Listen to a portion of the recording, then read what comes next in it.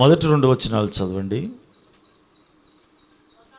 ఒకప్పుడు సమస్తమైన సుంకరులను పాపులను ఆయన బోధ వినుటకు ఆయన దగ్గరకు వచ్చుచూ ఉండగా పరిసయ్యులను శాస్త్రులను అది చూచి ఇతడు పాపులను చేర్చుకుని వారితో కూడా భోజనము చేయుచున్నాడని చాలా సనుగుకొనిరి. చూడండి, లూకాసు వార్త 15వ అధ్యాయం మొదటి 2 వచనాల్లో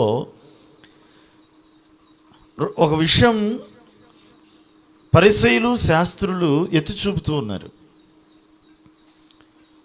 ఎవరి గురించి అంటే యేసయ్యను గురించి ఎత్తి చూపుతున్నటువంటి మాటలు అక్కడ మనకు కనపడతా ఉన్నాయి. ఏంటి వాళ్ళు యేసయ్యను గురించి చెబుతున్న మాటలు అంటే, ఈయన పాపులను చేర్చుకొని వారితో కూడా భోజనము చేయుచున్నాడని సనుగుతున్నారట. వారి సనుగుడికి కారణం రాయబడి ఉంది. పరిసయ్యులు శాస్త్రులు యేసయ్య మీద సనుగుటకు గల కారణం ఏంటి అంటే, ఇక్కడ ఈయన పాపులను చేర్చుకుంటున్నాడు, వారితో కూడా భోజనము చేయుచున్నాడు.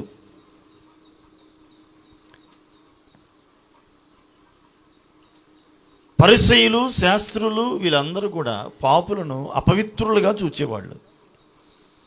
వారి నీడ కూడా తమ మీద పడనిచ్చేవాళ్ళు కాదు. వారి ఇంటికి వెళ్ళడం కాదు, వారి నీడ కూడా పడనిచ్చేవాళ్ళు కాదు. వారి ఇంటికి వెళ్ళి వారు పెట్టింది తినడం కాదు, కనీసం వారి దాపులకు కూడా వెళ్ళేవాళ్ళు కాదు, వారిని రానిచ్చేవాళ్ళు కాదు. కారణం ఏంటంటే అపవిత్రులు. ఎవరు వీళ్ళు?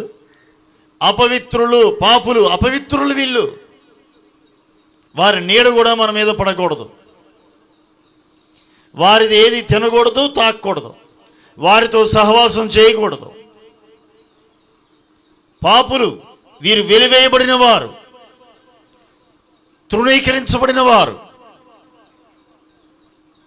వీరు అపవిత్రులైనటువంటి వ్యక్తులు. వీరితో సహవాసం కానీ సాంగత్యము కానీ చేయకూడదు. ఇది వారి పద్ధతి.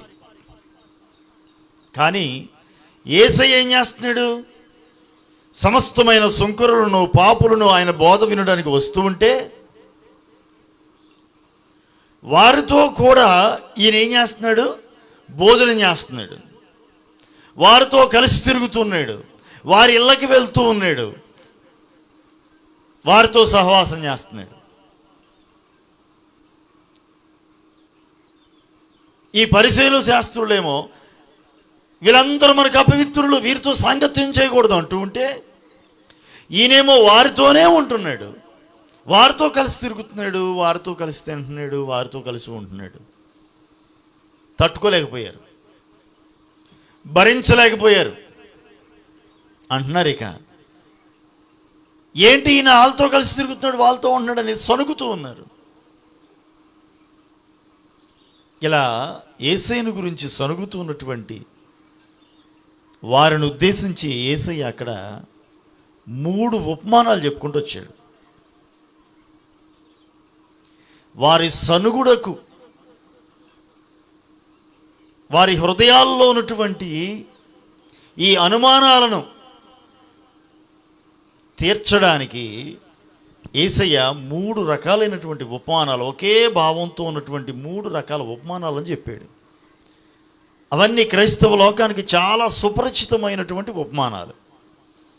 అందులో మొదటి ఉపమానం, 100 గొర్రెలు ఉన్నాయి, అందులో ఒకటి తప్పిపోయింది.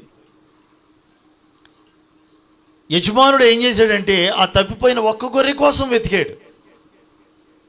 అరణ్యంలోనికి వెళ్ళాడు, వెతికాడు, పట్టుకున్నాడు, భుజాన వేసుకొని ఇంటికి తీసుకొచ్చాడు.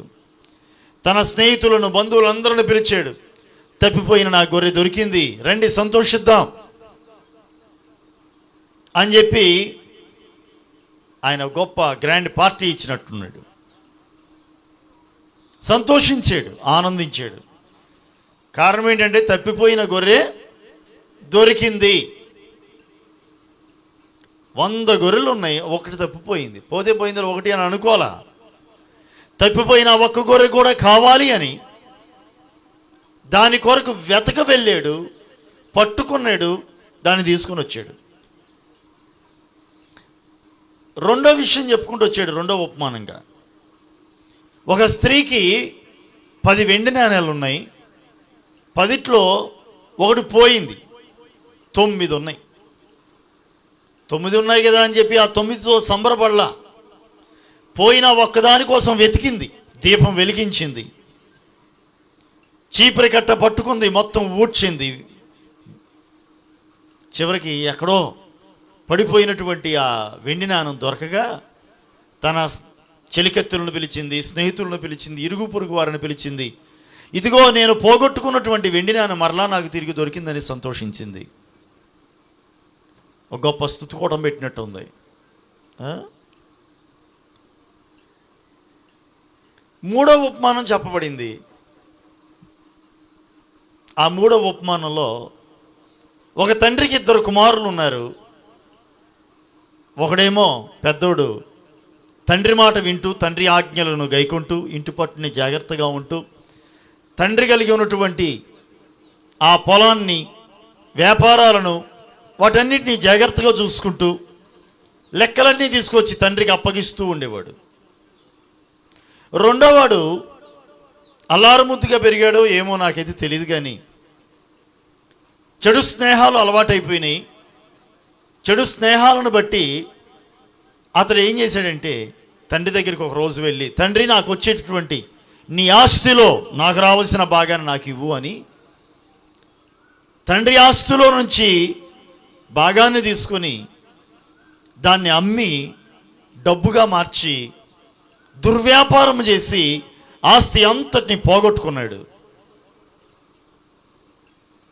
కరువు వచ్చింది, దూర ప్రాంతానికి వెళ్ళిపోయాడు, ఇంటి దగ్గర లేడు, మొత్తం పాడు చేసేసాడు, దూర ప్రాంతానికి వెళ్ళిపోయి.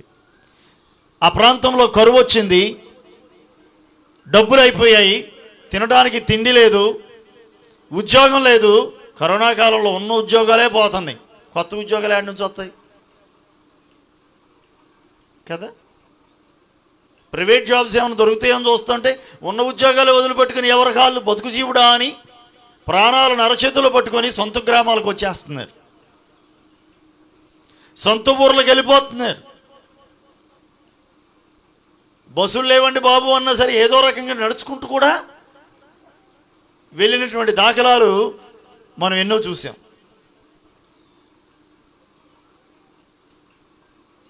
మొదటిసారి వచ్చినప్పుడు ఫస్ట్ వేవ్లో ఎంతమంది అండి కాలినడకలో 100 కిలోమీటర్ల ప్రయాణం చేసుకుంటూ వెళ్ళిపోయారు. 100 కిలోమీటర్లు నడుచుకుంటూ వారి ప్రాంతాలకు వెళ్ళాలని దేశ నలుమూలల నుంచి వారి సొంత గ్రామాలకు ప్రయాణం అయ్యారు. ట్రైన్స్ లేవు, బస్సులు లేవు, ఆటోలు లేవు, వెళ్ళడానికి వాహనాలు ఏమీ లేవు. అయినా సరే మూటాముళ్ళు సర్దుకొని బయలుదేరారు కాలినడకన కదా. మనకు తెలుసు ఇవన్నీ.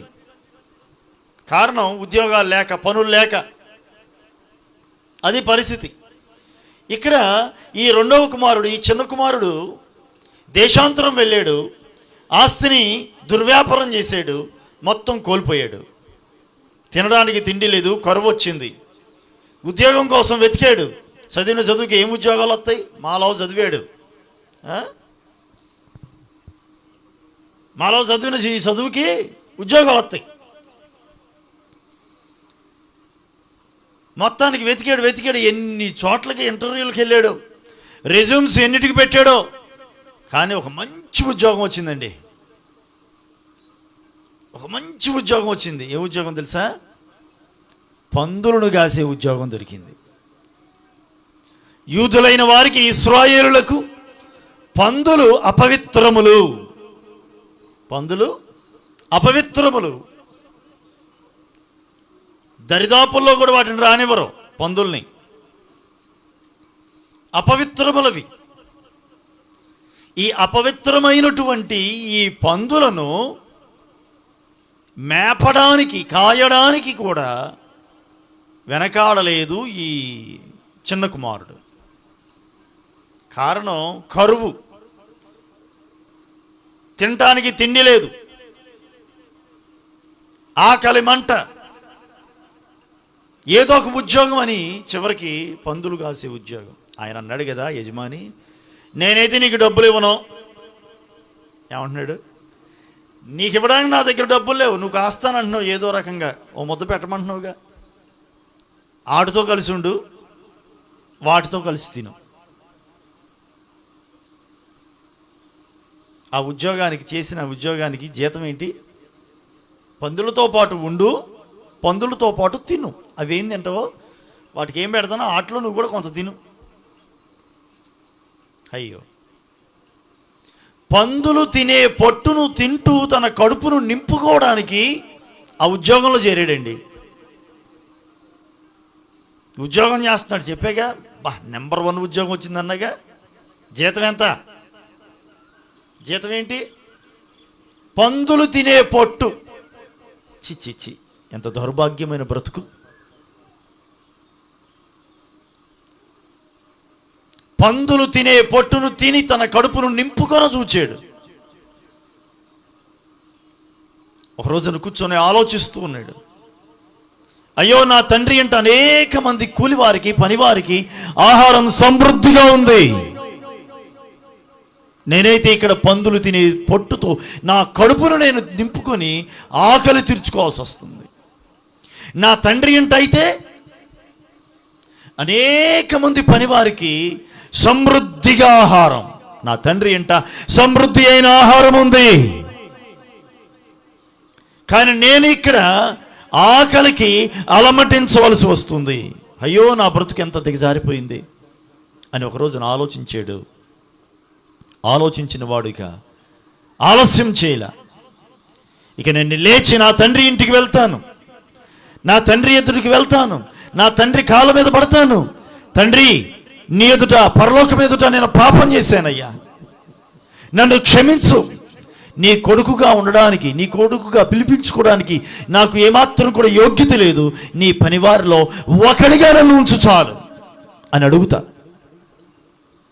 నా తండ్రి అంటే అనేక మంది పనివారు ఉన్నారు కదా, ఆ పనివారిలో ఒకడిగా నేను ఉంటాను. వారితో కలిసి పనిచేస్తా, వారితో కలిసి అన్నం తింటా. నాకు చాలా, అంతకు మించి ఏమక్కర్లా. సంవత్సరానికి ఒక జత బట్టలు, 3 పూట్ల అన్నం. పూర్వపు దినాల్లో కవతాలు అనేవాళ్ళు, కవతం ఉండేవాళ్ళు. ఏంటి జీతం? 3 పూట్ల భోజనం, 2 జతలు బట్టలు. ఏమైనా ఇస్తే ఒక 100 రూపాయలు 200 ఇచ్చేవాళ్ళు ఇదివరకటి రోజుల్లో. ఇప్పుడు కూడా అరాకొర కవతాలు ఉంటూనే ఉన్నారు. సంవత్సరానికి 10,000, 3 పూట్ల భోజనం, 3 జతలు బట్టలు. కమతం, జీతగాళ్ళు అంటారుగా. కొన్ని చోట్ల జీతగాళ్ళు, కొన్ని చోట్లేమో కమతం అని. ఇక అక్కడ ఉంటామే.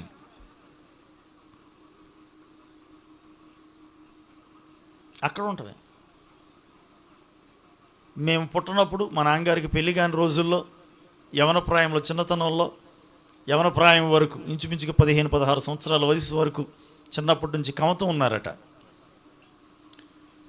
కమతం ఉండేవాళ్ళట. వాళ్ళు పెట్టే సద్దన్నం తినుకుంటూ, వేడన్నం పెడతారా జీతగాళ్ళకి? రారా, అన్నం ఉడికింది, వేడి అన్నం ఎందుకంతా, అన్నం కూర ఉడికింది రా, పంచపక్ష పరవాన్నాలు పెడతారా? దా, నీకోసమే చికెన్ ఫ్రై చేశా, నీకోసమే అని ఇస్తారా? అని పెడతారా? సద్దన్నం రాత్రి తినగా, వాళ్ళు తినగా మిగిలింది ఏమన్నా ఉంటే తెల్లారిస్తారు, తెల్లారి పెడతారు. తిను, కడుపు నిండా తినరా, మళ్ళీ పనికి వెళ్ళాలి, పొలానికి వెళ్ళాలి, తిను. రాత్రిపూట ఏసీ రూమ్ ఇస్తారా? పడుకోనన్నా, దోమలు కొడితే ఫ్యాన్ వేసుకో, ఆల్ అవుట్ పెట్టుకో అని అంటారా? ఏసీ రూమ్లో పడుకోబెడతారా? ఎక్కడ పడుకోబెడతారండి? మా నాన్నగారు చెప్పేవాళ్ళు గొడ్ల చావుల్లో పడుకునేవాళ్ళట. గేదెలతో పాటుగా ఎడ్ల బండ్లు ఏమైనా ఉంటే కనుక దాటి మీద కాస్త గడ్డేసేసుకొని ఇక అక్కడ పడుకోవటం. ఆ దోమలు కొడతా ఉన్నా సరే అట్ట తోలుకుంటూ కప్పుకోవడానికి దుప్పటి కూడా ఉండేది కదట.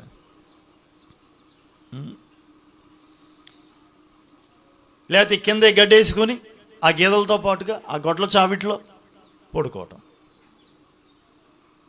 అది పరిస్థితి.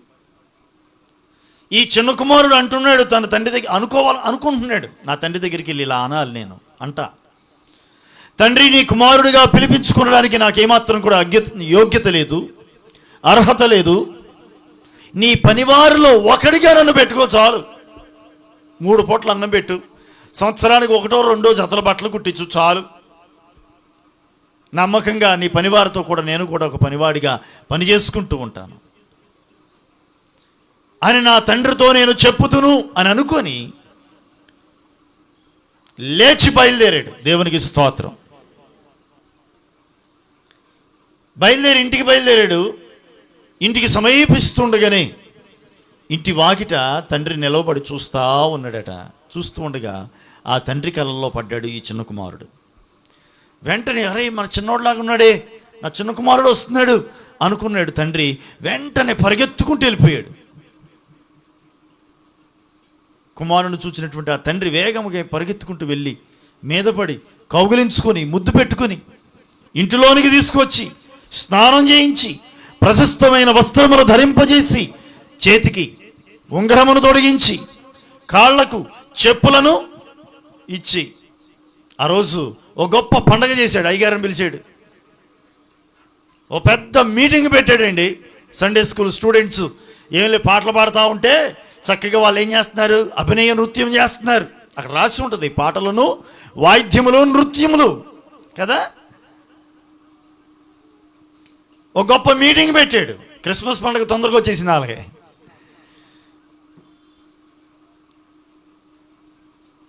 క్రిస్మస్ పండుగ ముందే వచ్చేసింది.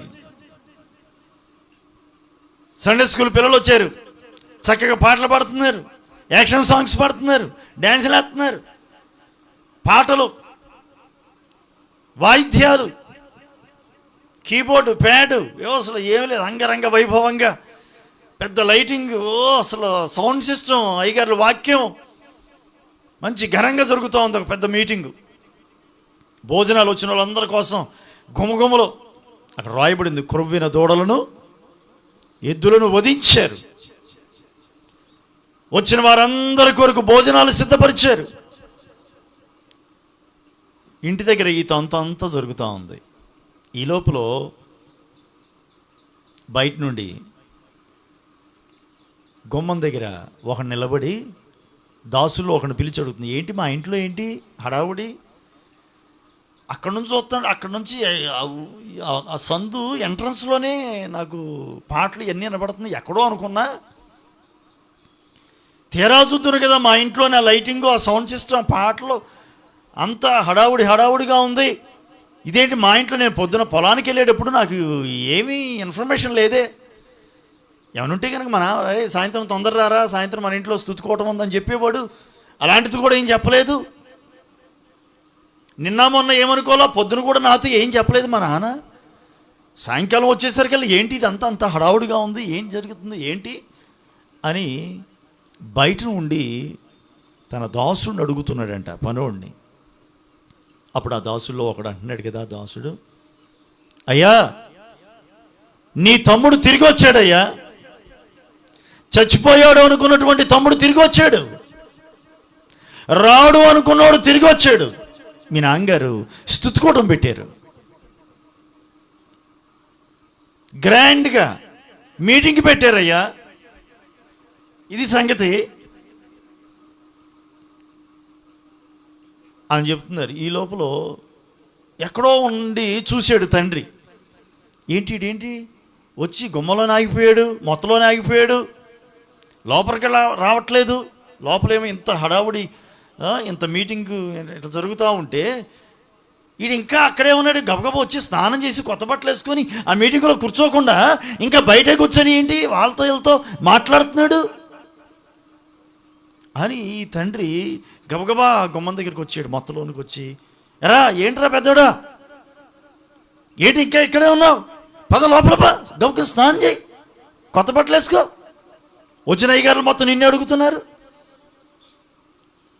రోజు తొందరగా వచ్చాడు, ఈరోజు ఏంటి ఇంత ఆలస్యమైంది అని అంటుంటే ఈ పెద్ద కుమారుడు అంటున్నాడు, ఏంటి ఇదంతా,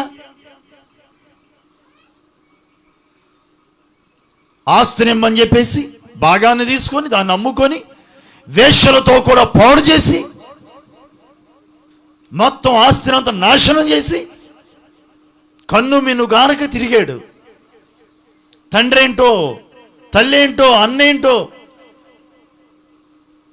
ఏమీ గుర్తించక ఇష్టం వచ్చినట్టు మాట్లాడి వెళ్ళిపోయింది చాలక, మళ్ళీ తిరిగి వస్తే మొత్తం నాశనం చేసి తిరిగి వస్తే వీడి కోసం నువ్వేం చేశావు, క్రొవ్విన దూడలను వధించి విందుని ఏర్పాటు చేస్తావా, ఆర్కెస్ట్రాను పిలిపించి సింగర్స్ను పిలిపించి మీటింగ్ పెడతావా, ఎక్కడెక్కడ నుంచి అయ్యగారుని పిలిపిస్తావా, ఆడేమో ఆస్తినంతటిని నాశనం చేసి చెప్పిన మాట వినకుండా పోయాడు, తిరిగి వస్తే వాడిని ఇంట్లోకి రాకుండా కాళ్ళు చేతులు కట్టేసి బయటపడేయాల్సింది పోయి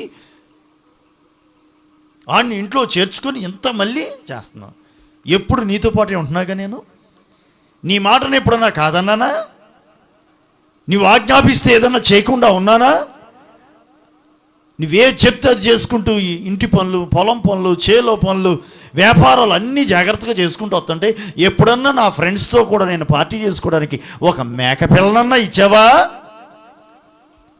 ఏంటంట, కనీసం ఒక మేక పిల్లనన్నా ఇచ్చావా, వాడు వస్తేనేవో తిరిగి వస్తే ఆడు కోసం ఏం చేశావు, కురవ్విన దూడను వధించావు, నా కోసం ఒక మేక పిల్లాన్ని ఇచ్చావా, కనీసం. తండ్రి అంటున్నాడు, అరే అబ్బాయి ఏం మాట్లాడుతున్నారా, మేకపిల్ల ఏంట్రా, అసలు నావన్నీ నీవే కదా, బుడు మేకపిల్ల ఏంటి, అసలు ఉన్నాయన్నీ నీయే కదా, నిన్ను ఎవరు కాదన్నారు అసలు, అయినా చచ్చిపోయాడు అనుకున్నారా మీ తమ్ముడు, చచ్చిపోయాడు అనుకున్నవాడు తిరిగి వచ్చాడురా, సంతోషించడం యుక్తం రా, నువ్వు ఇలా మాట్లాడకూడదు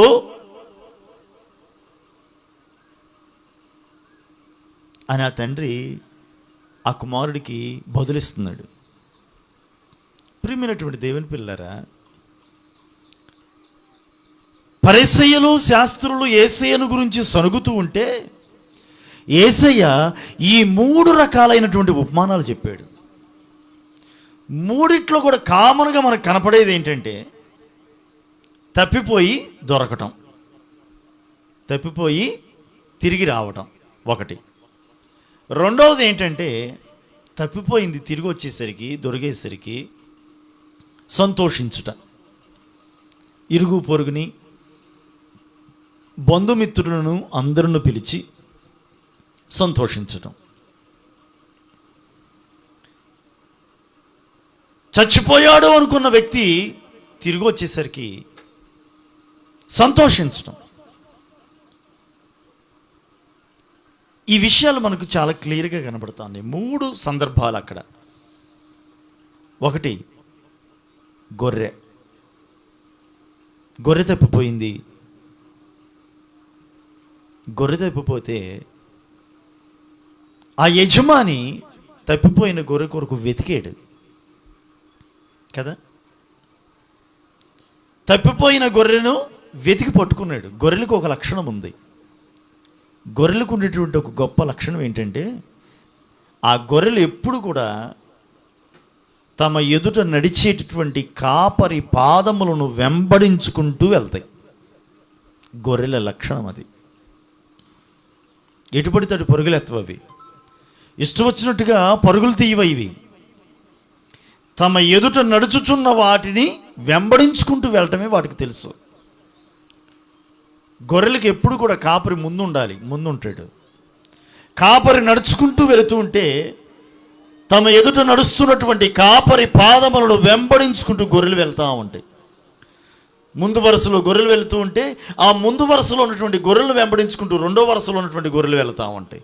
మూడో వరుస గొర్రెలు రెండో వరుసలో వాటిని వెంబడిస్తాయి. నాలుగో వరుస గొర్రెలు మూడో వరుసలో ఉన్నటువంటి గొర్రెలను వెంబడిస్తాయి.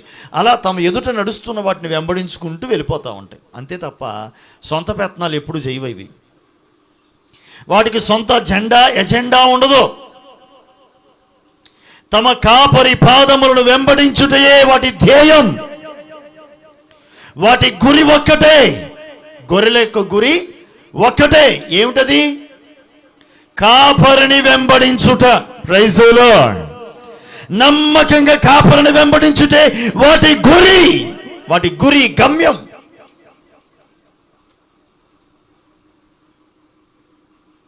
ఈ రోజుల్లో అనేక మంది క్రైస్తవులను విమర్శిస్తూ ఉన్నారు. ఏమని? గొర్రెలరా మీరు, గొర్రెలు. అవును, ప్రతి క్రైస్తవుడు ఒక గొర్రె. నా యేసయ్య గొర్రెల కాపరి. ఆయన వెంబడించుచున్న వారిని ఆయన గొర్రెలతో పోల్చాడు. ఎవడో చెప్పడం ఏంటి నువ్వు గొర్రెవని? ఎవడో చెప్పక్కర్లేదు. మా ప్రభు ఎప్పుడో చెప్పాడు మాకు. ఆయన మేపే గొర్రెలము. Praise the Lord. ఎవరు మనం? ఆయన మేపే గొర్రెలం. మన యేసయ్య మంచి కాపరి, మంచి కాపరి. 23వ కీర్తనలో రాయబడి ఉంది ఆయన ఎంత గొప్ప కాపరో, ఎంత మంచి కాపరో. యెహోవా నా కాపరి, ఆయన నాకు కాపరిగా కాబట్టి నాకు లేమి కలుగదు. దేవునికి స్తోత్రం. నా కాపరి ఎవరు? నేను గొర్రెనైతే నా యేసయ్య నా కాపరి. ఆయన నా కాపరి కనుక నాకు లేమి కలుగదు. హల్లెలూయా. నీవు ఆయన మేపే గొర్రెవి కాకపోతే, చాలామంది ఏమంటున్నారు తెలుసా? యెహోవా నా కాపరి, నాకు ఏమీ కలగలేదు. ఏం కలగలా? ఏమీ కలగలేదు. ఎందుకు కలగలా? నువ్వు ఆయన గొర్రెవి కాదు కాబట్టి. అంతే. చాలా సింపుల్ లాజిక్ ఇది. నీవు ఆయన వెంబడించే గొర్రెవే కనుక అయితే నీకు సమస్తము సమృద్ధిని కలుగు చేసే దేవుడు. రాయబడి ఉంది, చదవండి ఒకసారి. యెహోవా నా కాపరి, నాకు లేమి కలుగదు. పచ్చిక గల చోట్లను ఆయన నన్ను పరుండు చేస్తాడు. పచ్చిక గల చోట్ల పరుండు చేస్తాడు. సమృద్ధి అయిన ఆహారం, శాంతికరమైన జలముల యొద్ద ఆయన నన్ను నడిపిస్తాడు. ఆకలి దప్పికలు ఉండవు. సమృద్ధి. తర్వాత నా ప్రాణమునకు ఆయన సేద తీర్చుచున్నాడు. Praise the lord. ప్రాణమును సేద తీర్చున్నాడు. నీ ప్రాణమునకు ఆయాసకరంగా ఎక్కడ ఏది ఉండనివ్వడు. నీకు ఆయాసకరమైనది ఏది ఉండనివ్వడు. నీకు బాధాకరమైనవి ఏవి రానివ్వడు. ఆయన నీకు కాపరిగా ఉంటే. చదవండి. తన నామమును బట్టి నీతి మార్గములలో ఆయన నన్ను నడిపిస్తాడు. గాఢాంధకారపు లోయలలో నేను సంచరించిన. వినండి, గాఢాంధకారపు లోయల్లో సంచరించిన అంటే మన ప్రయాణంలో మనకు గాఢాంధకారపు లోయలు కూడా ఉంటాయి. కొండలు ఉంటాయి, మెట్టలు ఉంటాయి, పర్వతాలు ఉంటాయి, లోయలు ఉంటాయి. వెలుగుంటుంది, చీకటి ఉంటుంది. ప్రకాశమానమైన ఆయన మహిమ ఉంటుంది, గాఢాంధకారపు లోయలు ఉంటాయి. అయినను, చదవండి, ఏ అపాయమునకు భయపడను. ఎందుకు భయపడు? చెప్పండి. యెహోవా నా కాపరి, ఆయన నన్ను నడిపిస్తున్నాడు. గాఢాంధకారంలో నేను అడుగు పెట్టాలంటే నాకన్నా ముందు ఎవరు అడుగు పెట్టాలి? చెప్పండి అమ్మా. నేను ఆరాధిస్తున్న నా దేవుడు అడుగు పెడతాడు. లోయల్లోనికి నేను అడుగు పెట్టాలంటే నాకన్నా ముందు ఎవరు ఆ లోయలో అడుగు పెట్టాలి? నేను ఆరాధిస్తున్న నా ప్రభు అడుగు పెడతాడు. నీవు చీకటిలో ఉన్నావనా? నీతో కూడా నా యేసు ఉన్నాడు. Praise the lord. నీవు లోయలోనికి అడుగు పెట్టావా? నీకన్నా ముందుగా ఆ లోయలోనికి నా యేసయ్య వచ్చాడు. Praise the lord. దానియేలుని సింహపు గుహలో పడేశారుగా. సింహపు నోలను ముయించడానికి ఎవరు వచ్చారు? దేవుడు తన దూతను పంపాడు, సింహపు నోలను మోయించాడు. దేవుని సన్నిధి ఆ సింహపు గుహలో ఉన్నది, అవునా? కాబట్టి సింహాలు ఏమీ చేయలేకపోయాయి. షడ్రక్ మెషక్ అబేద్నెగోలను అగ్నిగుండములో పడద్రోయిగా పడేసింది ముగ్గురిని, కనపడేది నలుగురు. దేవునికి స్తోత్రం. అంటే అగ్నిగుండములో వీరికన్నా ముందుగా ఎవరున్నారు? దేవుడు ఉన్నాడు. Praise the lord. ఒకసారి చప్పట్లు కొడుతూ బిగ్గరగా ప్రభుని మహిమపరచండి. నీవు గాఢాంధకారపు లోయలోకి అడుగుపెట్టినా నీకన్నా ముందుగా మనం ఆరాధిస్తున్న మన ప్రభు అక్కడ ఉంటాడు. భయపడాల్సిన పని ఏముంది? ఇంకా భయం ఎందుకు నీకు?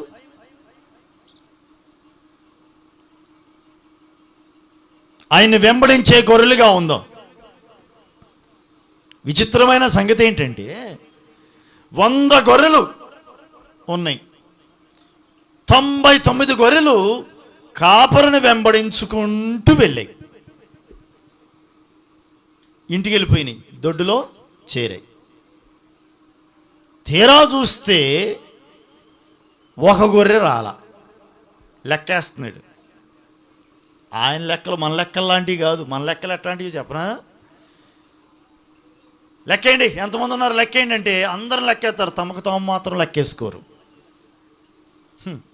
ఏం చేస్తాం? పరమానందయ్య శిష్యులు కదంటారు, చూసారా? ఇక ఆ లెక్క వస్తుంది. 1 2 3 4 5 6 7 8 9 10 11. అరే 11 వస్తున్నారా? మొత్తం మనం 12 మందిగా. అరే రోహిణి శిష్యులు ఒకటి పేరు రోహిణి. అరే ఎవడో రాలేదురా. నీకు లెక్కలేవు, ఆగరా నేను లెక్కెత్తా ఉండు అని రెండో వాళ్ళు లెక్కేయడం ప్రారంభిస్తాం. 1 2 3 4 5 6 7 8 9 10 11. అరే 11 వస్తున్నారా? ఇంకోడు ఎవడరా? రై మీకు లెక్కలు సరిగ్గా రావు, పెట్టం. నేను బెండకాయ చిన్నప్పటి నుంచి తింటున్నాను, నాకు లెక్కలు బాగా వచ్చు, నేను లెక్కెత్తా ఉండు అని లెక్కేసాడు. 1 2 3 ఇంగ్లీష్ మీడియం అనుకుంటండి. 4 5 6 7 8 9 10 11. అరే 11 వస్తున్నారా? చివరికి ఏడుచుకుంటూ ఎక్కడికి వెళ్ళారు? గురువుగారి దగ్గరికి వెళ్ళి, గురువుగారు ఏమిటంట? గురువుగారు ఒకడు తప్పిపోయాడయ్యా. ఎవరు తప్పిపోయారు? అందరూ ఉన్నారుగా, లెక్కండి గురువుగారు. లెక్కెత్తే 12 మంది ఉన్నారు. 12 మంది ఉన్నారుగా, మేము లెక్కెత్తే 11 మంది వస్తున్నారు. మరి లెక్కయి మళ్ళీ లెక్కెత్తే 11. ఏం చేస్తాం? పరమానంద శిష్యులు కదా, మన లెక్కలు ఎట్టాంటి, మళ్ళీ మనం లెక్కేసుకోం, అంతేగా? మళ్ళీ మనం లెక్కేసుకోం, మన గురించి పట్టించుకోం, ఎంతవరకు ఎదుటోడే. ఇది మన తంతు. అదిగో ఆ కాపరి లెక్కేసాడు, 99 వచ్చినాయి, ఒక గొర్రె తప్పిపోయింది. ఆ ఒక్క గొర్రె కొరకు వెతక వెళ్ళాడు, అరణ్యమునకు మరలా వెళ్ళాడు. చీకటి పడిపోయినా సరే ఆ కంచెల్లో వెతుకుతూ ఉన్నాడు, ఆ పొదల్లో వెతుకుతూ ఉన్నాడు, అరణ్యంలో తిరుగులాడుతూ ఉన్నాడు. గాయపరచబడుతుంది ఆయన దేహం, చీకట్లో ఆ చెట్టు తగులుతుంది, ఈ ముళ్ళు గుచ్చుకుంటుంది, ఒళ్ళంతా చీరుకుపోతుంది. అయినప్పటికీ కూడా తప్పిపోయిన ఆ గొర్రెను వెతకటం కోసం ప్రయాసగా వెతుకుతూ ఉన్నాడు. చివరికి ఎక్కడో పొదలో చిక్కిపోయినటువంటి ఆ గొర్రెను చూచి దాన్ని విడిపించి భుజాన వేసుకొని ఇంటికి తీసుకొచ్చాడు. దేవునికి స్తోత్రం. ఇంటికి తీసుకొచ్చి స్నేహితులందరిని పిలిచాడు, ఇరుగు పొరుగు వారిని పిలిచాడు. అరే అబ్రహాము, ఇస్సాకు, యాకోబు, రండిరా, రండి రండి రండి రండి. ఆంధ్రేయ రారా, నా గొర్రె తప్పిపోయిందని ఇందాక చెప్పాక, ప్రార్థన చేయమన్నాగా, మీరందరూ ప్రార్థన చేశారుగా, ఇదిగో దొరికిందిరా. అయ్యగారిని పిలిచి స్తుతికోవడం పెడదాం. దేవునికి స్తోత్రం. సంతోషిస్తున్నాడు పిలిచి.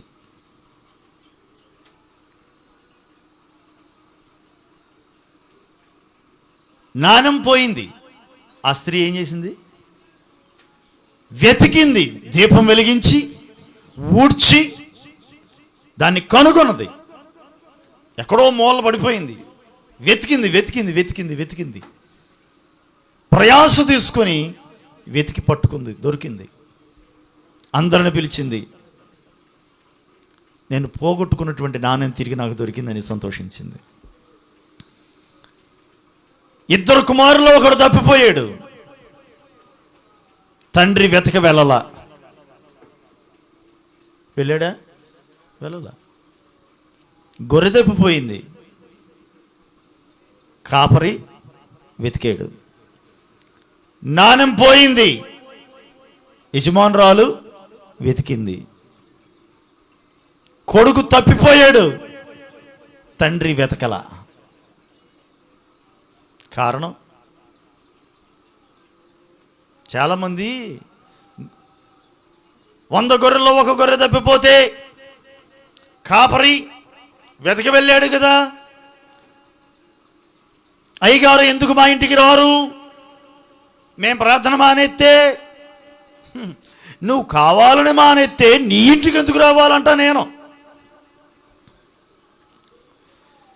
నీ తప్పు తెలుసుకుని నువ్వు రావడమే. గొర్రెకి ప్రాణం ఉంది కానీ తెలివితేటలు లేవండి.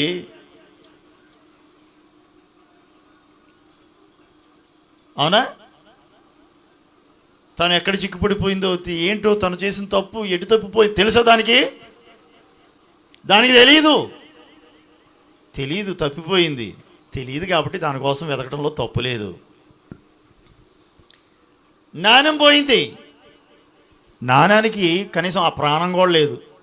గొర్రె కన్నా ప్రాణం ఉంది. యజమాని చూసి మే అని అరుతుంది. యజమాని చూడగానే ఏం చేస్తుంది? ఒక అరుపన్న అరుతుంది. ఈ నాణ్యానికి ఆ నోరు కూడా లేదు, కనీసం ఆ ప్రాణం కూడా లేదు. ఎక్కడ పడిందో అడగే పడి ఉంది. పాపం ఈ గొర్రెను అరుతుంది, బచావో బచావో అంటుంది, రక్షించండి అని కేకలేస్తుంది. ఈ నాణ్యానికి ఆ దిక్కు కూడా లేదు, ప్రాణం లేదు. కనుక యజమానురాలు ఏం చేసింది? తప్పదు, వెతకాల్సిందే. మరి చిన్న కుమారుడికి ప్రాణం ఉంది, మనసుంది, తెలివితేటలు, జ్ఞానం, మంచి చెడుల వివేచన అన్నీ ఉన్నాయిగా మనిషికి. సొంత నిర్ణయాలు తీసుకునేటువంటి వయసు వచ్చింది. మనమేమో చిన్నపిల్లలు అనుకుంటున్నాం. ఈ చిన్నపిల్లలు పెద్దోళ్ళు పోయి నేనే చిన్నపిల్లన్నా అంటున్నారు వీళ్ళు. మనమేమో చిన్నపిల్లలాగా చూస్తున్నాం. వీళ్ళు మేము పెద్దోళ్ళం అయ్యాం అన్నట్టుగా రుజువులు చూపిస్తున్నారు మనకి, ఆ పనికిమాల పనులన్నీ చేసుకుంటూ. అప్పుడు అర్థమవుతుంది వీళ్ళు చిన్నపిల్లలు కాదు నాయన, వీళ్ళు పెద్దోళ్ళు అయ్యారు అని అప్పుడు తెలుస్తుంది. మనకేం చేస్తాం? తల్లికి తండ్రికి పిల్లలు ఎప్పుడు కూడా, ఆవిడకి 60 సంవత్సరాలు వచ్చినా ఆ తల్లికి మాత్రం చెప్పండి చిన్నపిల్లోళ్ళే. అంతేగా? వీళ్ళు నేనే చిన్నపిల్లోడినా చూసుకో అన్నట్టు. పాపం ఆ తల్లిదండ్రులు ఇంకా చిన్నపిల్లలను చూస్తున్నారు. వీళ్ళేమో ఎందుకులే చెప్పుకోవడానికి సిగ్గుచేయటం. వీళ్ళే పిల్లలను కానీ కూర్చుంటున్నారు వీళ్ళు. ఆ తల్లిదండ్రుల దృష్టిలో ఇంకా మా అబ్బాయి చిన్నోడే, మా అబ్బాయికి ఏం తెలీదు అంటున్నారు. ఈడు ఆల్రెడీ పెద్దోడు అయిపోయి ఏం చేశాడు?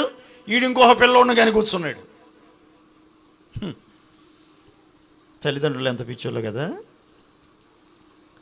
వాళ్ళ ప్రేమను,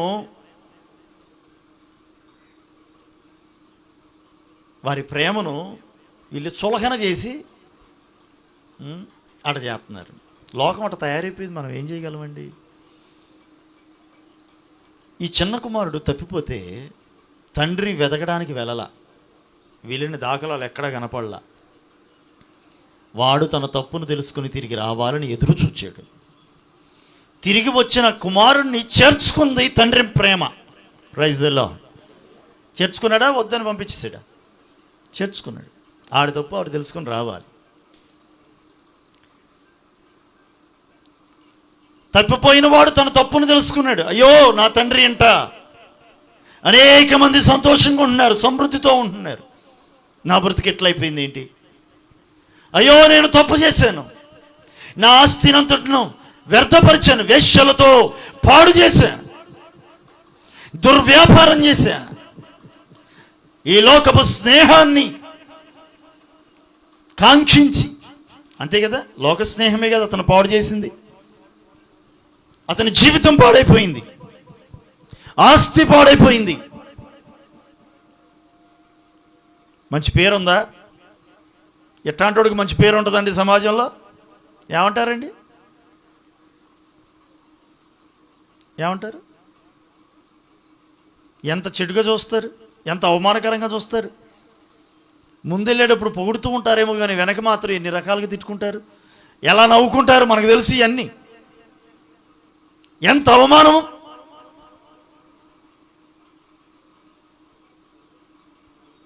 అలా బ్రతికాడు. చివరికి తన తప్పును తెలుసుకున్నాడు.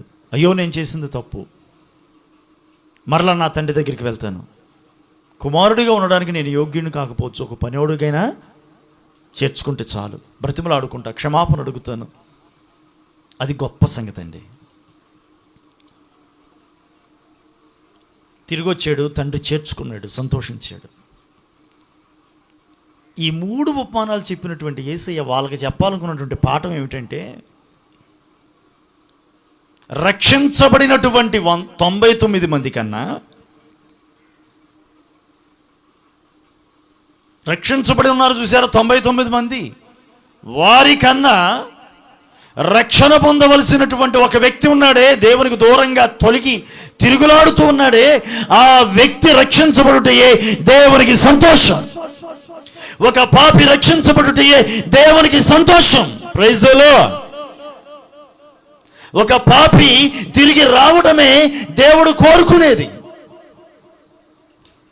అక్కడ అదే రాయబడింది. అనేక మంది సుంకరులను, తర్వాత పాపులను యేసయ్య బోధ వినుటకు ఆయన దగ్గరకు వస్తూ ఉన్నారు. సుంకరులు, పాపులు. సుంకరులు అంటేనే భయంకరమైన పాపులు.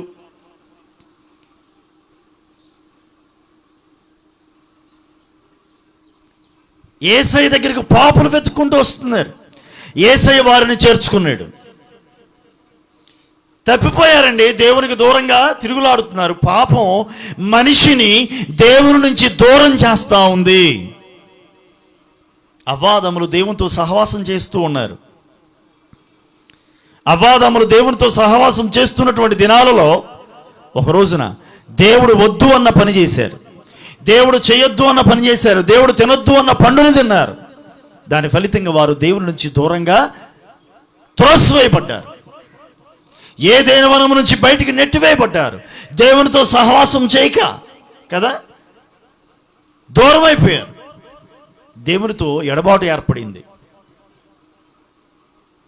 ఒక మాట చెప్పాలంటే దేవుని నుంచి తప్పిపోయారు, ఆత్మీయతలో తప్పిపోయారు. పాపం దేవుని నుంచి దూరం చేస్తూ ఉంది మనిషిని. పాపం దేవునికి దూరంగా మార్చుతూ ఉంది మనిషిని.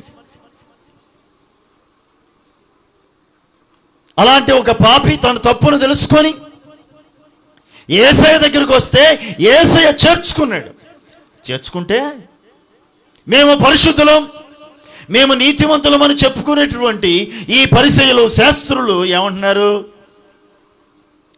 ఈయన పాపులతో సాంగత్యం చేస్తున్నాడు, ఈయన పాపులను చేర్చుకుంటున్నాడు, ఈయన పాపులతోనే ఉంటున్నాడు, పాపులతో తిరుగుతున్నాడు, ఈయన కూడా ఆ పాపులతో కలిసిపోతున్నాడు.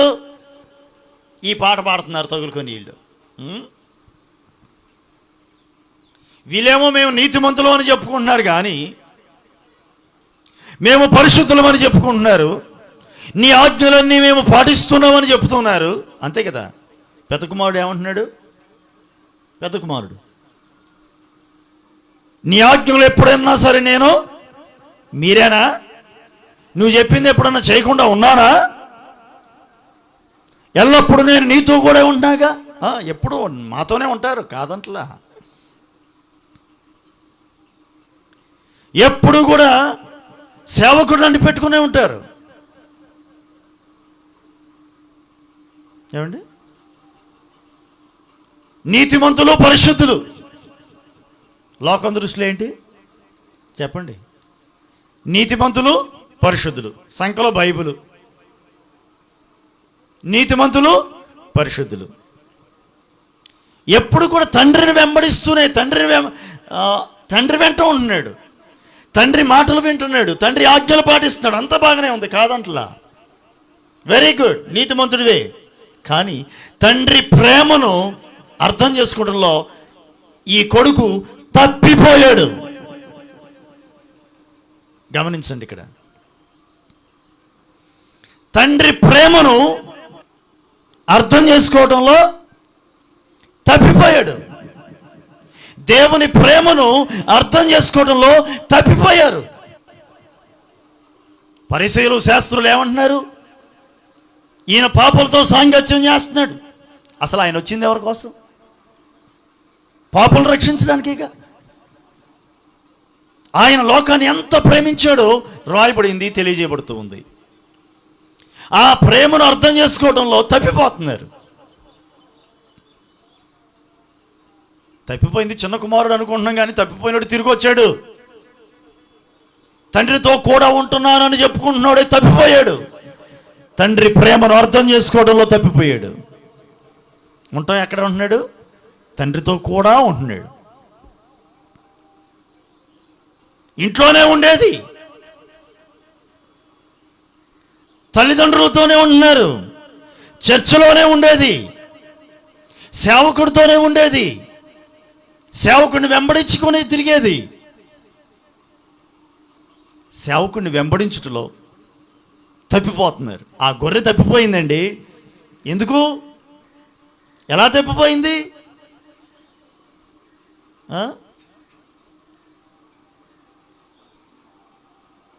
ఎందుకు తప్పిపోయింది?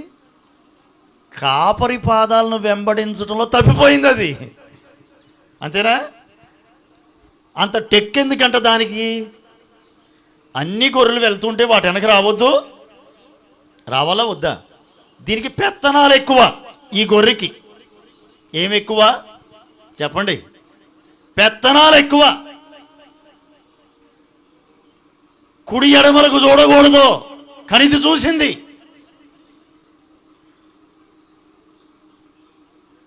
అంత అవసరమా? ఏం చూడాలో చూడాలి. చూడవలసింది గొర్రె కాపరి పాదాలను. మరి ఈ గొర్రె ఏం చూసింది?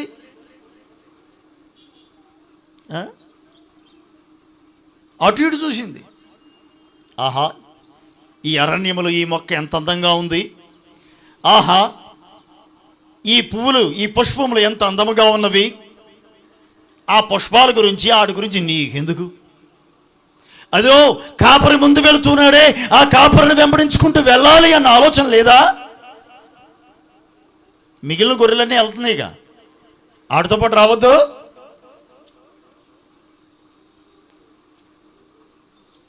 సొంత పెత్తనాలు ఎక్కువ. చాలామంది తప్పిపోవడంలో కారణాలు ఇవే. సేవకుడిని వెంబడించగా, వాక్యాన్ని వెంబడించగా తప్పిపోతున్నారండి. ఏమనంటే మేము చిన్నప్పటి నుంచి ప్రార్థనే, మా తాత ముత్తాతల దగ్గర నుంచి మేము ప్రార్థనే, సీనియర్ మోస్ట్ సీనియర్లు మేము. సేవ ప్రారంభించిన తొలిటి దినాల్లో, ఇది చెప్పకుండా మానలేను, మర్చిపోలేను నేను దాన్ని. సేవ ప్రారంభించినటువంటి తొలిటి దినాల్లో ఒక 70 సంవత్సరాల తాతగారు, అయ్యగారు నువ్వు నినగాహమన పుట్టావు, నా అనుభవం అంత లేదు, నీ వయసు. మేము చిన్నప్పటి నుంచి తిరిగిన వాళ్ళమే, అయ్యగారులంట బ్యాగులు వేసుకొని. మీకేం తెలుసు? చిన్నప్పటి నుంచి మేము తిరిగిన వాళ్ళం, ఈ వాక్యాలన్నీ తెలుసు, ఏంటో పెద్ద చెప్పొచ్చు మాకు అన్నాడు.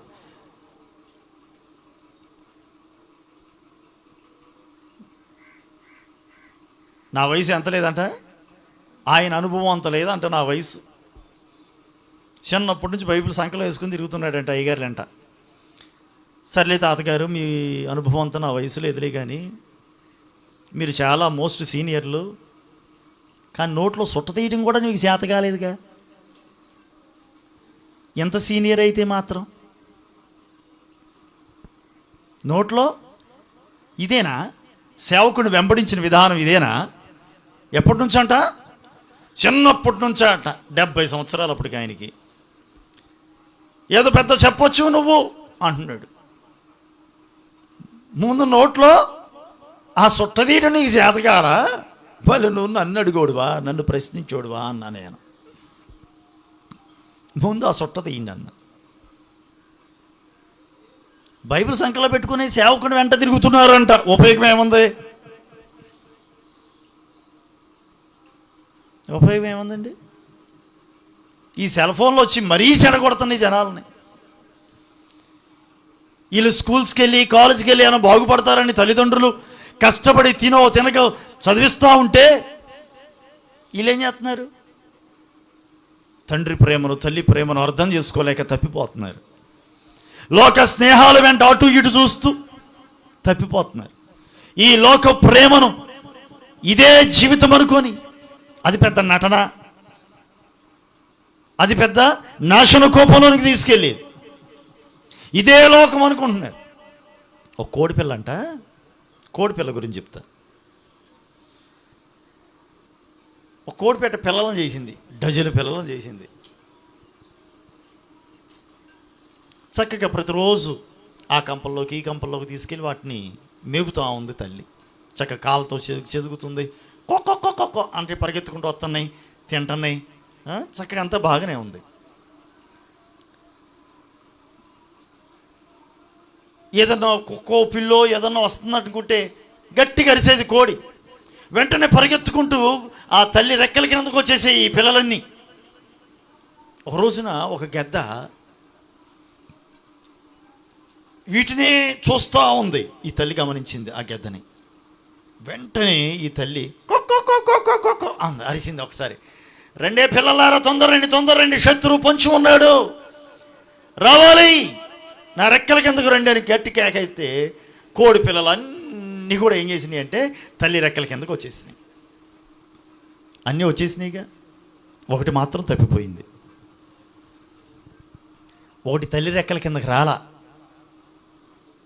తల్లి రెక్కల కిందకు రాకపోయేసరికి ఈలోపు గెద్ద రానే వచ్చింది. తల్లి రెక్కల క్రిందకు రాకుండా ఉన్నటువంటి ఆ గెద్దను తన్నుకొని పోయింది. 2 కాళ్ళలో చిక్కుపడిపోయింది ఈ కోడిపిల్ల. 2 కాళ్ళలో ఇరుక్కుపోయి ఉంది ఈ కోడిపిల్ల. ఈ గెద్ద అలా ఆకాశంలోనికి ఎగురుకుంటూ వెళ్ళిపోతూ ఉంది. ఈ కోడిపిల్ల ఆ 2 కాళ్ళ సందుల్లో ఉన్నటువంటి ఆ కోడిపిల్ల తలకాయని కిందకి చూసి కిందకి పెట్టి చూస్తూ ఉందంట. ఎక్కడో ఆకాశంలోకి వెళ్తుందిగా, చల్లటిగా అల్లుతుంది. ఆహా, ఎంత హాయిగా ఉంది. ఆకాశంలో విహరిస్తూ ఉండగా ఏంటంట, ఆకాశంలో విహరించుచూ ఉండగా ఎంత హాయిగా ఉన్నది. మా అమ్మ ఎప్పుడన్నా ఇటు తీసుకెళ్ళిందా? మా నాన్న నన్ను ఎప్పుడన్నా ఇటు తీసుకెళ్ళాడా? ఆహా, ఎంత చక్కగా ఉంది. పైనుంచి చూస్తుంటే ఆహా, అగ్గిపెట్టెల్లాగా ఉన్నాయి ఇల్లులు. పైనుంచి చూస్తుంటే చెట్లు ఎంత అందంగా ఉన్నాయి.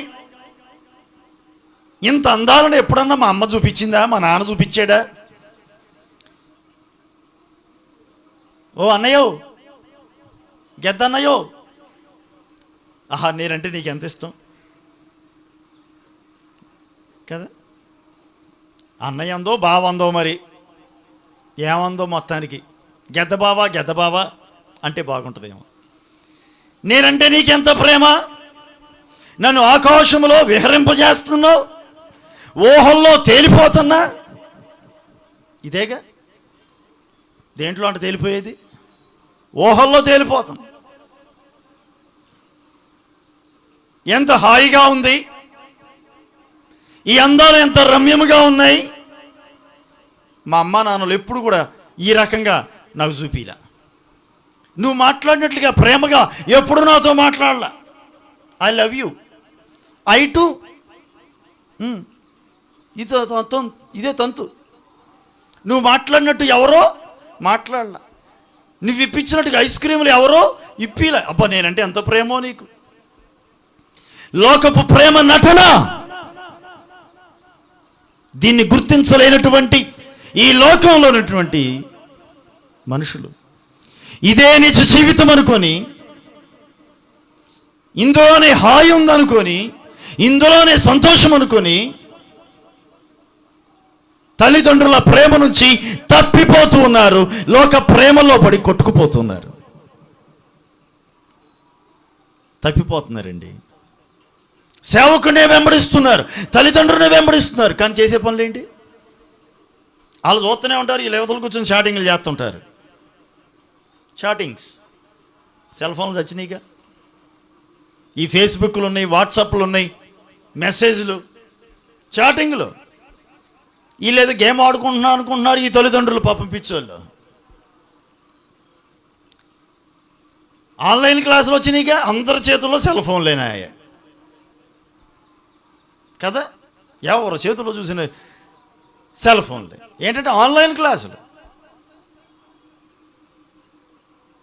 వీళ్ళు అందులో క్లాసులే చూస్తున్నారో, ఆ సినిమాలు చూస్తున్నారో, ఆ పనికిమాలనే చూస్తున్నారు, ఏం చూస్తున్నారు ఆ పాపం వాళ్ళకేం తెలియదు. అవునంటారు కాదంటారు?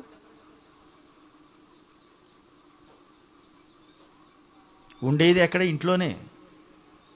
ఉండేది ఎక్కడ? మందిరంలోనే. వెంబడించేది తల్లిదండ్రులనే, వెంబడిస్తున్నది సేవకుడినే. సేవకుడితో పాటే ఉంటున్నారు. కానీ వెంబడించుటలో తప్పిపోతుంది లోకం. ఇదిగో ఆ తండ్రి వెంటనే ఉన్నాడు పెద్ద కుమారుడు. తండ్రి ఆజ్ఞలన్నీ నేను పాటిస్తున్నాను అన్నట్టున్నాడు, కానీ తండ్రి ప్రేమను పంచుకున్నట్టులో తప్పిపోయాడు. కాదా? తప్పిపోలా? సేవకుని వెంబడిస్తున్నాడు, కానీ సేవకుని యొక్క గురి ఏంటో దాన్ని గుర్తించలేకపోతున్నారు. పరిశుద్ధతను వెంబడించలేకపోతున్నారు. తప్పిపోతున్నారండి పరిశుద్ధతను వెంబడించటంలో. కాదా? వాక్యమును వెంబడించడంలో తప్పిపోతుంది లోకం. ఓ క్రైస్తవులారా, నీవెలా ఉన్నావు? నేను క్రైస్తవుడని చెప్పుకుంటూ దేవుణ్ణి వెంబడించడంలో తప్పిపోతూ ఉన్నావా? యేసయ్య పాదాల దగ్గరకు తిరిగిరా. ఎక్కడ తప్పిపోతున్నావో, నీవెక్కడ పడిపోయావో తిరిగి లేవాలి నువ్వు. అదిగో ఆ చిన్న కుమారుడు తాను ఎక్కడ పడి ఉన్నాడో, తాను ఏ స్థితిలో పడి ఉన్నాడో తెలుసుకున్నాడు తన తప్పుని. నేను లేచి మరలా నా తండ్రి ఇంటికి నేను వెళ్తాను అని అనుకున్నాడు. తిరిగి బయలుదేరాడు. ఈరోజు నీవు ఏ విషయంలో తప్పిపోయావో, ఉండటానికి మందిరంలోనే ఉంటున్నావు, ఉండటానికి సేవకుడి దగ్గరే ఉంటున్నావు, ఉండడానికి తల్లిదండ్రుల దగ్గరే ఉంటున్నావు, చేతిలో బైబిల్ ఉంటుంది, ప్రార్థనకు వస్తున్నావు, వెంబడిస్తున్నావా? సేవకుని పాదాలను వెంబడించే విశ్వాసిగా ఉంటున్నావా? ప్రభు పాదాలు వెంబడించగలిగే విశ్వాసిగానే నేటి దినాల్లో ఉంటున్నావా నువ్వు? నేను క్రైస్తవుడిని చెప్పుకుంటే చాలదో? సరిపోద్దా? తండ్రి ఆ కుమారుడిని చేర్చుకున్నాడు. కొడుకు పెద్ద కుమారుడు చేర్చుకున్నాడా? తండ్రి ప్రేమను కలిగి ఉన్నాడా? తండ్రి ప్రేమను కలిగి ఉండటంలో తప్పిపోయాడు. చేర్చుకున్నటలో తప్పిపోయాడు. తండ్రిని వెంబడించటంలో, తండ్రి యొక్క అనుభవాలను వెంబడించటంలో, తండ్రి యొక్క అలవాట్లను, ఆయన అనుభవాలను నేర్చుకోవడంలో తప్పిపోయాడు. అందరూ చిన్న కుమారుడు తప్పిపోయాడు అంటున్నారు. అసలు తప్పిపోయింది ఎవరు? ఇప్పుడు ఫైనల్కి వచ్చేసరికల్లా పెద్ద కుమారుడు తప్పిపోయాడండి.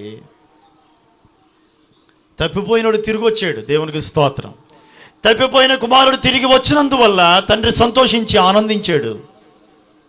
కానీ ఆయన బాధపడుతున్న విషయం ఏంటంటే, నేను నీతిమంతుడిని, పరిశుద్ధుడు అని చెప్పుకున్నటువంటి పరిసయ్యులు, శాస్త్రులు తప్పిపోయారు. నా పిల్లలు అని చెప్పుకుంటున్నటువంటి ఈ ఇశ్రాయేలులు తప్పిపోయారు ఇప్పుడు. కాదా?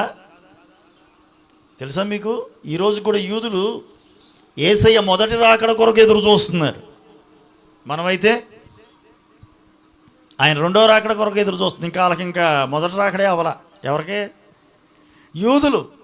ఆల్రెడీ ఆయన యేసయ్య వచ్చాడు, గొర్రెపిల్లగా వస్తే ఆయన చేర్చుకోలేకపోయారు. మెస్సియా కొరకు ఎదురు చూస్తున్నారు. మెస్సియా వస్తే ఆయన్ని చేర్చుకోవడంలో తప్పిపోయారు ఈ ఇశ్రాయేలీలు. పెద్ద కుమారులు వీళ్ళే. ఎవరో అది సంగతే.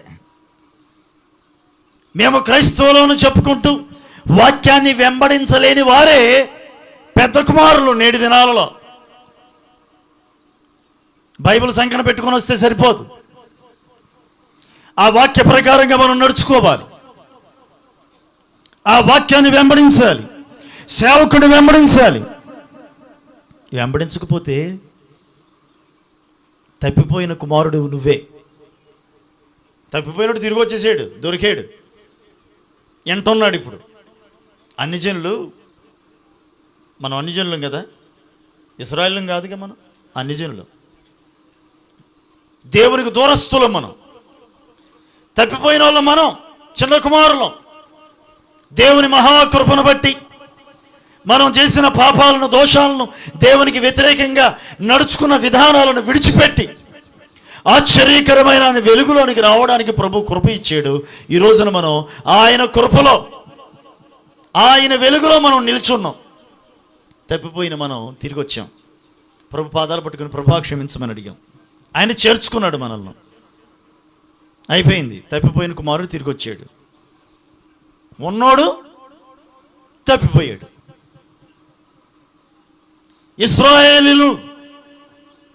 ఇశ్రాయేలు నీవు నా జ్యేష్ఠ కుమారుడివి అన్నాడుగా. జ్యేష్ఠ కుమారుడట. ఇశ్రాయేలు నా పిల్లలు అన్నాడు. నేను ఏర్పరచుకున్నటువంటి వంశం అన్నాడు. ఏర్పాటు చేసుకున్నాడట. ఏర్పాటు చేసుకుంటే పక్కన ఉన్నాడు ఏమయ్యాడు? ఇప్పుడు యేసయ్యను గుర్తించడంలో తప్పిపోయాడు. మెస్సియాను గుర్తించడంలో తప్పిపోయారు. వెంబడించడంలో తప్పిపోయారు. ఈరోజున నీవెలా ఉన్నావు? నేను క్రైస్తవుడని చెప్పుకుంటే చాలదు. ఆయన వాక్యాన్ని వెంబడించడంలో నువ్వు నమ్మకంగా ఉండాలి. ఒకవేళ నీవు తప్పిపోయిన వ్యక్తివేనా అయితే ఆయన ప్రభు పాదాల దగ్గరికి రా. ఆయన పాదాల చెంతకు వచ్చి ప్రభా నన్ను చేర్చుకో అని అడిగితే నిన్ను అక్కున చేర్చుకోవడానికి ఆయన ఇష్టపడుతూ ఉన్నాడు. తన 2 చేతులు చాచి సిలువలో నీ కొరకే ఆయన ఎదురు చూస్తూ ఉన్నాడు. పశ్చాత్తాపంతో ప్రభా నేను నీకు దూరస్తుడినయ్యా, దూరస్తురాలినయ్యా, నన్ను క్షమించు, నన్ను చేర్చుకుంటే ఆయన నిన్ను చేర్చుకోవడానికి ఇష్టపడుతున్నాడు. ఒకవేళ నేను యేసయ్య బిడ్డనే, నేను క్రైస్తవుడిని, క్రైస్తవురాలిని, అసలు నాకేంటి, నేను నెంబర్ 1, నాకు పరలోక రాజ్యం నా కోసం రిజర్వేషన్ అయిపోయి ఉంది అని అనుకుంటూ ఆయన వాక్యాన్ని వెంబడించడంలో తప్పిపోతే జాగ్రత్త. తప్పిపోయింది నీవే. నీ కొరకు ఆయన ఇంకను ఎదురు చూస్తున్నాడు అన్న సంగతి నువ్వు మర్చిపోవద్దు. అన్నీ తెలిసిన నీవు తప్పిపోతే ఎలా? అంతేనా కదా? అన్నీ తెలిసినాడండి, తండ్రితో పాటు ఉన్నాడు, తండ్రి ప్రేమను పంచుకోలేకపోయాడు, తండ్రి ప్రేమను గుర్తించలేకపోయాడు, తన తమ్ముడిని చేర్చుకోలేకపోయాడు. తప్పిపోతున్నాడు, వీటన్నిటిలో తప్పిపోయాడు. ఇప్పుడు తండ్రి ఏదో చేశాడు, మా నాన్న చేశాడు కాబట్టి మా నాన్న ఏది చేశాడు అది రైటే అని అనుకుని వెంటనే అంగీకరించాలిగా. భీష్మించు కూర్చున్నాడు అక్కడే మొత్తలో. నేను రాను. తండ్రి ప్రేమను పాలు పొందుటలో తప్పిపోయాడు. కాపరిని వెంబడించుటలో తప్పిపోయాడు. ఇదిగో ఆ కోడిపిల్ల ఆ గెద్దను చూసి, గెద్ద బాబా ఆహా ఎంత అందంగా ఈ లోకంలో నన్ను మొత్తం చూపిస్తున్నా, ఎంత హాయిగా ఉందా అని చెప్పేసి అనుకుంటుంటే ఈ గెద్ద తీసుకెళ్ళి ఎత్తైన చెట్టు మీద పెట్టేసింది. తీసుకెళ్ళి అక్కడ వాలిందంట. ఆ చెట్టు మీద నుండి చూసేసరికి ఆహా ఎంత అందంగా ఉందో లోకం, మా అమ్మ నన్ను ఇప్పుడు ఆ పెంట కుప్పల కింద ఈ చెత్తలో ఆ కంచుల్లోనే తిప్పుతూ ఉంది. గెద్దబావా నన్ను ఎంత చక్కగా ఆకాశంలో మొత్తం చక్కగా విహరింపజేస్తుందో, లోకమంతా నాకు చూపిస్తుందో, అసలు నీ అంత ప్రేమ ఇంకెక్కడా లేదో, ఇదే లోకం, ఇదే ప్రేమ అనుకుంది అని అంటూ ఉంటే ఈ లోపల సర్లే తల్లే నువ్వు అట్టే ఉండు అని చెప్పి ఈ గెద్ద ఏం చేసిందో తెలుసా? 2 కాళ్ళ కింద దాన్ని పట్టుకొని అదిమేసి ఒక కాలునేమో పేక మీద పెట్టింది, ఒక కాలును 2 కాళ్ళ సందులో పెట్టేసింది, దాని కాళ్ళ మీద పెట్టేసింది. గట్టిగా పెట్టి తన ముక్కుతో పొట్టను పొడిచింది. పొట్టను ఏం చేసింది? పొడిచి పేగులు తీసి తినేసింది. అప్పుడు తెలిసింది తాను చేసిన తప్పు ఏంటి అని. ఏంటి తాను చేసిన తప్పు? తన తల్లి స్వరమును వినుటలో తప్పిపోయింది. తన తల్లి ఏముంది? అదిగో గెద్దొచ్చింది, తొందర రండి అంది. అలర్ట్ చేసింది. వచ్చిందా? మా అమ్మ ఎప్పుడు ఇంతే, మా నాన్న ఎప్పుడు ఇంతే, మా అయ్యగారు ఎప్పుడు ఇంతే. సెల్ ఫోన్ వాడితే తప్పు ఏంటంట? చాటింగ్ చేస్తే తప్పు ఏంటంట? ఫేస్బుక్ ఉంటే తప్పు ఏంటంట?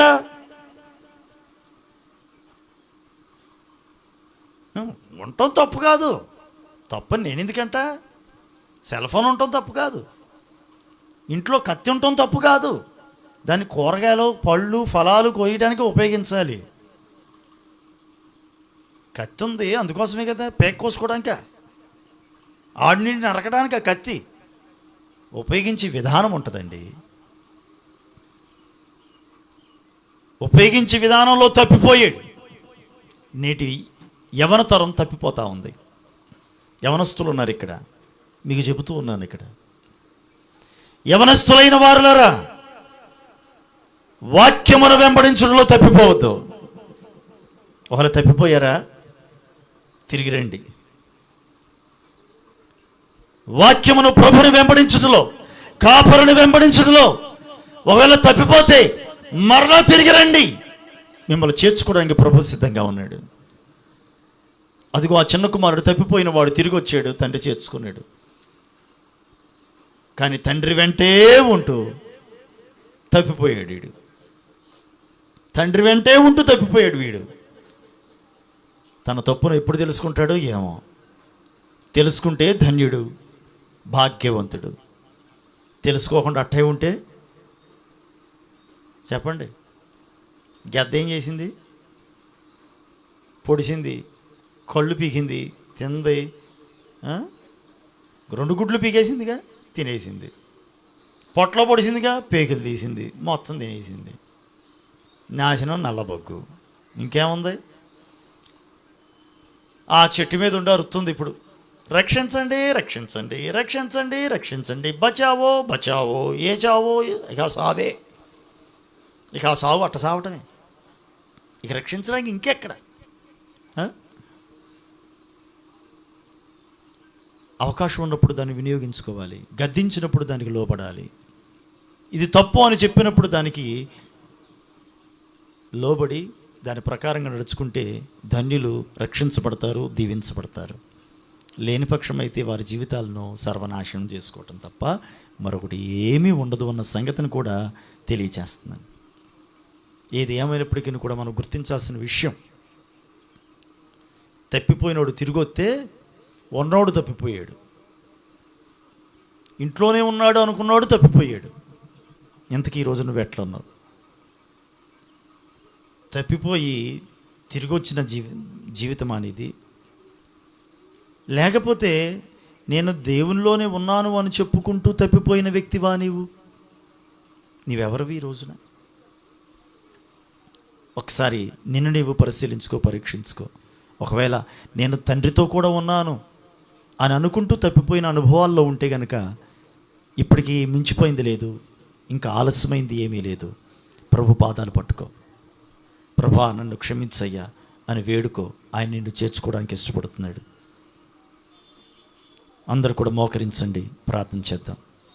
ఒక్క పాపి రక్షించబడితే తండ్రి అయిన దేవుడు తన దూతగణములతో కూడా సంతోషించుతున్న సమయం అది. ఒక్క పాపి రక్షించబడితే తండ్రి తన దూతగణములతో పరలోకమందు సంతోషించువాడై ఉన్నాడు. నీ ఒక్కదాని రక్షించబడితే పరలోకములో గొప్ప సంతోషం, గొప్ప ఆనందం. నిన్ను బట్టి నీ తండ్రి సంతోషించాలి, నిన్ను బట్టి నీ దేవుడు ఆనందించాలి. నిన్ను బట్టి నీ దేవుడు ఆనందిస్తున్నాడా? ఎలా ఉంది నీ జీవితం? పరిశీలించుకో, ప్రార్థన చేద్దాం. పరిశుద్ధుడైన యేసయ్య, మీ ఘనమైన నామానికి వందనాలు, స్తోత్రాలయ్యా. ఈ శ్రేష్టమైన సమయంలో మీరు సెలవిచ్చిన ప్రతి మాటను బట్టి వందనాలు. నీతో కూడా ఉంటూ తప్పిపోతున్న వారు ఎందరో ఉన్నారు. మేము నీతిమంతులము, పరిశుద్ధులము, మేము క్రైస్తవులమని చెప్పుకుంటూనే నీకు దూరంగా ఉంటున్న వారు ఎందరో ఉన్నారు. వాక్యమును వెంబడించగా తప్పిపోతున్న వారు ఎందరో ఉన్నారయ్యా. అయ్యా, ఏ ఒక్కరు కూడా అలా ఉండకుండగా నీ మాటలు ఎందరైతే వింటున్నారో వారందరూ కూడా ప్రభువా నీతో కూడా ఉండాలి, నిన్ను వెంబడించగలగాలి, నీ కొరకు జీవించాలయ్యా. ఒకవేళ తప్పిపోయిన వారిగా ఉంటే తమ తప్పును తెలుసుకుని తిరిగి రావాలి. ప్రభా, నీవు చేర్చుకోవడానికి ఇష్టపడుతూ ఉన్నావు. నా తండ్రి ఇంటికి మరలా నేను తిరిగి వెళతాను అని తీర్మానంలోనికి వచ్చినట్లుగా కృప దయచేయి. ఒకవేళ నేను నీతిమంతుడిని, పరిశుద్ధుడని చెప్పుకుంటూ, నేను క్రైస్తవుడును అని చెప్పుకుంటూ నీ వాక్యమును వెంబడించడంలో తప్పిపోతూ ఉంటే అటు వారిని ప్రభా మీరు గద్దించండి. వారి మనసును తెరవండి, వారి హృదయ అంతరంగమును తెరవండి. తమ తప్పును తెలుసుకున్నట్లుగా కృప దయచేయి. ఎందరైతే ప్రభు తమ తప్పు తెలుసుకుని నీ పాదాల దగ్గరికి వస్తూ ఉన్నారో అటు వారిని చేర్చుకొని నీ దూత గణములతో కూడా సంతోషించుచున్న దేవుడు అయ్యానికి స్తోత్రాలు. అటు కృపను అయ్యా, నీ యొద్దకు వచ్చి నీతో కలిసి జీవించే కృపా భాగ్యాలు, నిన్ను వెంబడించగలిగే కృపా భాగ్యాలు, నీ పాదములు వెంబడించగలిగే భాగ్యం, కాపరి పాదములు వెంబడించగలిగే భాగ్యం ప్రతి బిడ్డకును మీరు దయచేయండి. నీ రాజ్యములో చేర్చబడే కృపను దయచేయండి. మహిమ పొందమని యేసు నామం పేరట ప్రార్థించి అడిగి వేడుకుంటున్నాను తండ్రి, ఆమేన్. మన తండ్రి అయిన దేవుని యొక్క ప్రేమ, ఆయన కుమారుడు మన రక్షకుడైన క్రీస్తు యేసు కృప, పరిశుద్ధాత్మ దేవునికి అన్యోన్య సహవాసం ఇప్పుడు ఎల్లప్పుడూ ఆయన రాకడ పర్యంతం వరకును చేరువచ్చిన అందరికీ తోడై ఉండి ఆయన కృపలో మిమ్మల్ని అందరినీ బలపరిచి మహిమ కొరకు సిద్ధపరచును కాక. ఆమేన్. అందరికీ వందనాలండి. Praise lord.